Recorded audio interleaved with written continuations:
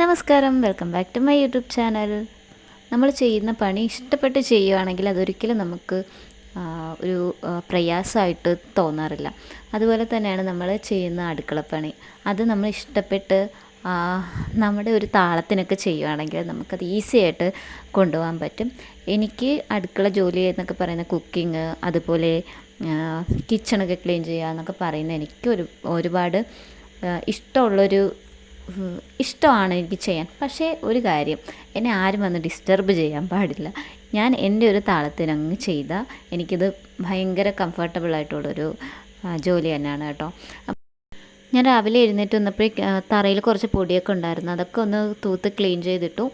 നമ്മൾ ക്ലീൻ ചെയ്തിടുക, തൂക്കുക, അതുപോലെ പാത്രം കഴുകുക, ഇതൊക്കെ ചെയ്തിട്ടാൽ തന്നെ നമ്മുടെ പകുതി ജോലി തീർന്നതുപോലെ തോന്നും. അപ്പോൾ ഞാൻ വന്നിട്ട് അവിടെ എല്ലാം തൂത്ത് ഒന്ന് ക്ലീൻ ചെയ്ത് വെച്ചിട്ടുണ്ട്. അതിനുശേഷമാണ് ബാക്കി പണിയൊക്കെ നോക്കിയത്. അതിനുശേഷം രാവിലെ കുടിക്കാനുള്ള വെള്ളം തിളപ്പിക്കാൻ വെച്ചിട്ടുണ്ട്.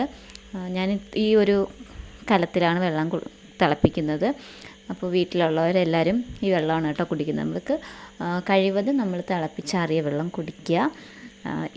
ഇപ്പോൾ ഒരു കാലാവസ്ഥ എന്നൊക്കെ പറയുന്നത് പെട്ടെന്ന് പനിയൊക്കെ വരുന്ന ഒരു ടൈമാണ്. അപ്പോൾ നമ്മൾ പച്ചവെള്ളം അധികവും കുടിക്കാതിരിക്കുക. പിന്നെ അതുപോലെ തന്നെ നല്ല ചൂടുള്ള സമയത്തൊക്കെ ഞാൻ തണുത്ത വെള്ളം കുടിക്കാറുണ്ട് കേട്ടോ. വെള്ളം ഫ്രിഡ്ജിൽ വെച്ചിട്ട് ആ വെള്ളം എടുത്ത് കുടിക്കാറുണ്ട്. അല്ലാത്ത പക്ഷം ഞാൻ ചൂടുവെള്ളം തന്നെയാണ് ഇപ്പോൾ കുടിക്കുന്നത്. അപ്പോൾ രാവിലെ വെള്ളം തിളപ്പിക്കാൻ വെച്ചു. അത് കഴിഞ്ഞിട്ട് എനിക്ക്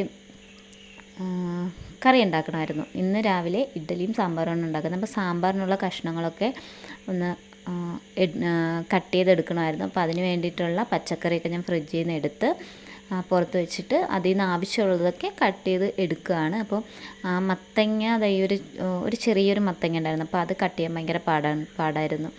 കുറച്ച് കട്ടിയുള്ള സംഭവമല്ലേ മത്തങ്ങ. അതുപോലെ എൻ്റെ കയ്യിലുള്ള പിച്ചാത്തിക്ക് തീരെ മൂർച്ചയില്ല. അപ്പം നല്ല കഷ്ടപ്പാടായിരുന്നു ഒന്ന് കട്ട് ചെയ്തെടുക്കാൻ വേണ്ടിയിട്ട്.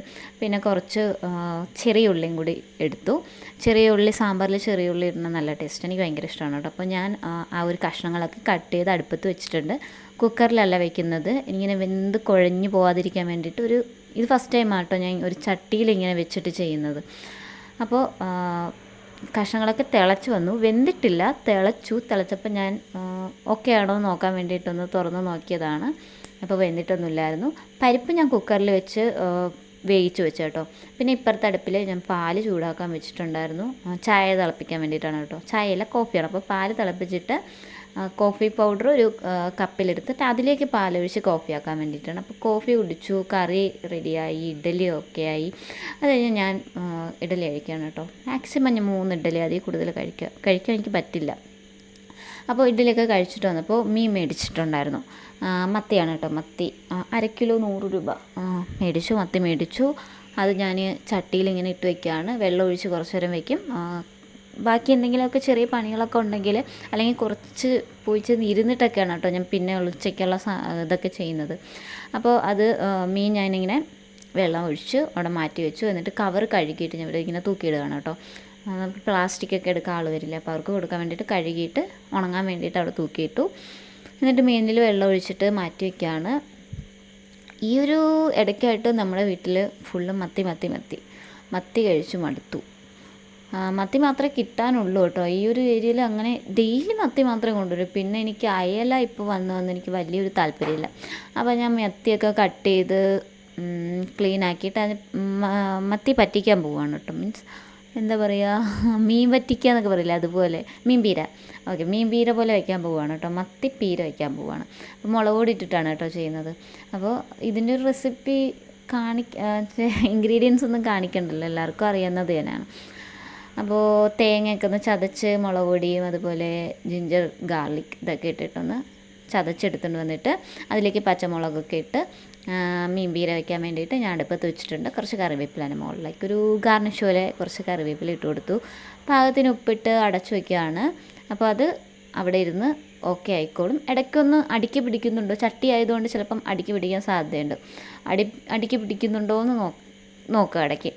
അപ്പോൾ അതിൻ്റെ ഇടയ്ക്ക് ഞാൻ കുറച്ച് വെള്ളം കുടിച്ചിട്ട് നല്ല ചൂടാണ്. ഇവിടെ നമ്മുടെ കിച്ചണിൽ ഷീറ്റാണ് ഇട്ടിട്ടേക്കുന്നത്, അപ്പോൾ അതുകൊണ്ട് നല്ല ചൂടുണ്ട്. പിന്നെ കുറച്ച് വെള്ളം കുടിച്ചു. അത് കഴിഞ്ഞിട്ട് ഞാൻ ആ മിക്സിയുടെ ജാറൊക്കെ ഒന്ന് കഴുകി വെച്ചു. പെട്ടെന്ന് പെട്ടെന്ന് ആ ഒരു പാത്രങ്ങൾ കഴുകി വെച്ച് ആ ഒരു ഏരിയ ഒന്ന് ക്ലീനായി കിടക്കുമ്പോൾ എനിക്ക് സമാധാനമാണ്. അല്ലെങ്കിൽ ഇങ്ങനെ പാത്രം കുന്നുകൂടി ഇരിക്കും. അപ്പോൾ ഞാൻ ആ ഒരു കുറച്ച് 2-3 പാത്രം, ഈ ഒരു മിക്സിയുടെ ജാറും ആ ഒരു ചെറിയൊരു പ്ലേറ്റും ഒരു സ്പൂണും മാത്രമേ ഉണ്ടായിരുന്നുള്ളൂ. അത് ഞാൻ അപ്പം തന്നെ കൈയോടെ തന്നെ കഴുകി വെച്ചു.